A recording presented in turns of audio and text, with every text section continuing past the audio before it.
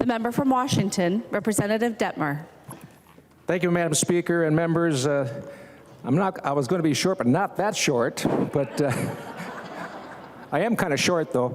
But no, thank you all. It's been an honor serving here with you all. And but I do have a couple stories I'd like to just tell you a little bit. First of all, the support I've had over the years with my wife. We're going on 50 years. She knows me well, and I've been endorsed. I've been endorsed my wife to retire, and you take that endorsement very seriously. But let's go back a few years.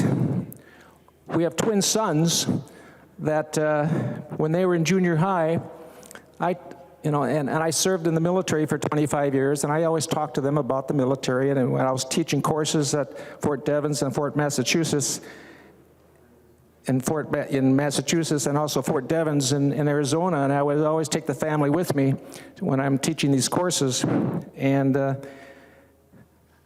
when I was commissioned as a warrant officer, I gave each of the boys a big silver dollar. And I told them what that meant in terms of a first salute. And so I forgot about it, and years goes by, and all of a sudden, my wife and I are standing up in Mikey Stadium at West Point. The boys have just made it through West Point. They're 4 years, and they're down on the field in Mikey Stadium. The hats go up. You've probably seen it on television.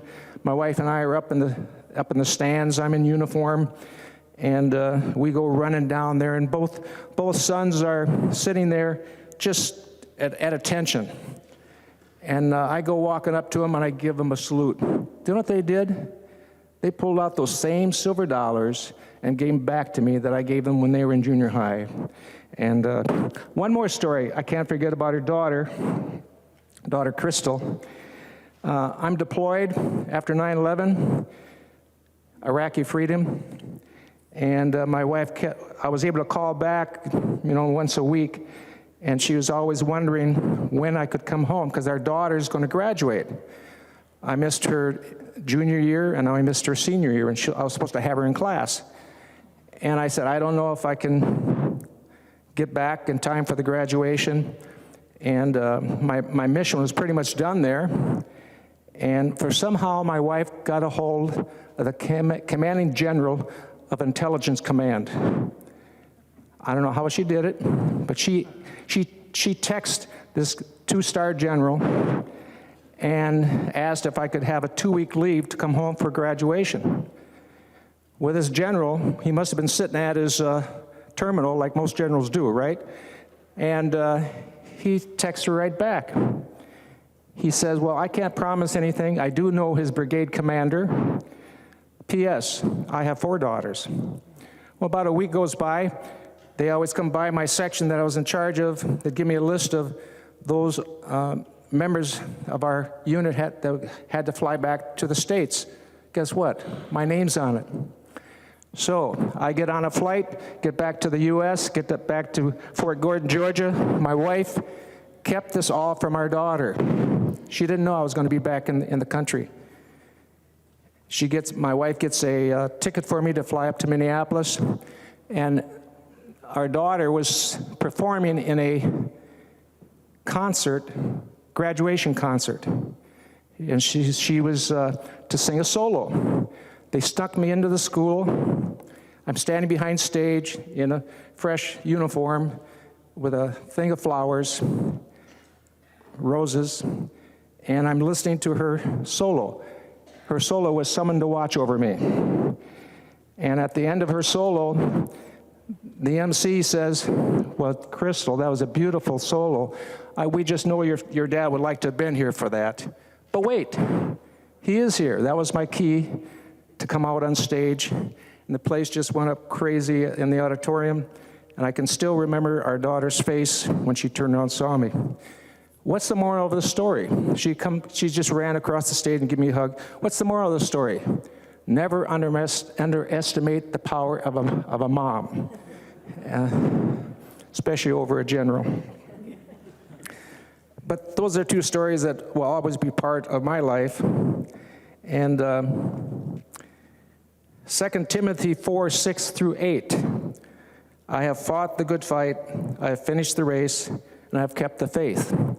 That's something that's always been part of me through my years of coaching, military, and here at the legislature. I've developed some great friends, not only within our caucus, but across the aisle. I think one thing I've learned over the years, you don't burn your bridges. You keep building bridges. Even though you disagree with people within your own caucus, you discuss those in caucus, not on the House floor. Even though you disagree with whatever's going on across the aisle, you try to search them out and talk to them. And I think I've learned those things over the years here in the legislature. Our support staff is outstanding. The people sitting up front, we know what they do. The people that support us in our own caucuses and our LAs and our researchers, those people are just outstanding. In fact, my LA, Rebecca Mead, is standing right up there. Would you, everybody, give her a hand?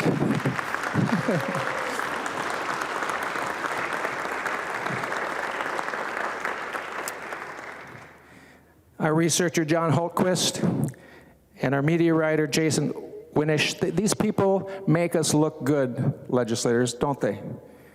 And I'm not a writer, but these people, they sit down and they chat with you, they talk with you, and you try to get your message across to your constituents, and that's so important.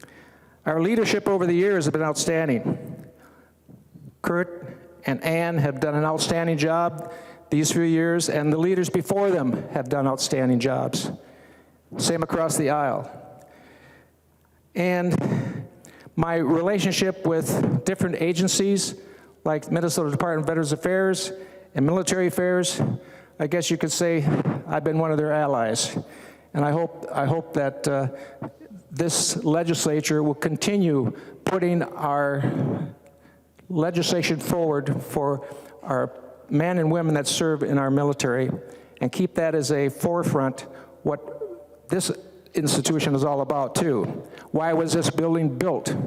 In honor of those that served in the Civil War. We need to keep that up front for us, and I know that we have several people that have served. Thank you for your service. And again, to maybe just finish up here, 2 Timothy 4, 6 through 8. I have fought the good fight, I've finished the race, and I've kept the faith. Thank you.